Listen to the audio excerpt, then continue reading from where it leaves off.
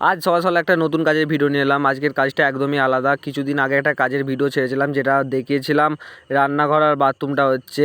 তারপর বেশ কিছুদিন আসার না কারণে দেখলাম এসে এখানে ডাইনিংও কমপ্লিট হয়ে গেছে। পার্টির করার ইচ্ছা ছিল না, তাও করে ফেলেছে মিস্ত্রি, যেহেতু এখান থেকে চলে যাবে সেই কারণে। আর মিস্ত্রিদের চলে যাওয়ার কারণ হচ্ছে সবই বুঝতে পারছো, সব মুর্শিদাবাদে বাড়ি, সব রোজা রেখেছিল, এবার ঈদ আসছে কিছুদিনে, তাই যাবে ওখানে। আর এদিকে রান্নাঘর কমপ্লিট হয়ে গেছে, ফুল দেখতে পাচ্ছ, ওপরে বর্ডার লাগানো হয়েছে 4 ইঞ্চি বাই 2 ফুটের, সব বর্ডারগুলো লাগানো হয়ে গেছে। আর টেবিলে পাড়াগুলো সব লাগানো হয়ে গেছে গ্রানাইটের সাথে, সবই দেখতে পাচ্ছ। সিঁড়িটুকু বাকি আছে, খালি ডাইনিংটা ফুল কমপ্লিট হয়ে গেছে। পার্টি বলছে সিঁড়িটা এখন পরে করানো হবে, তাই যতটা হয়েছে তোমাদের কাছে দেখাচ্ছে। এই যে বাথরুমটা পুরো ফুল ফিনিশিং দেওয়া হয়ে গেছে, পালিশ কমপ্লিট হয়ে গেছে। যেহেতু বাথরুম বেশি গ্লেজ না করার থেকে অল্প গ্লেজই ভালো, কারণটা হচ্ছে বাথরুম সবসময় জল দিয়ে ইউজ হবে, সেই কারণে বেশি পালিশ করা হয়নি।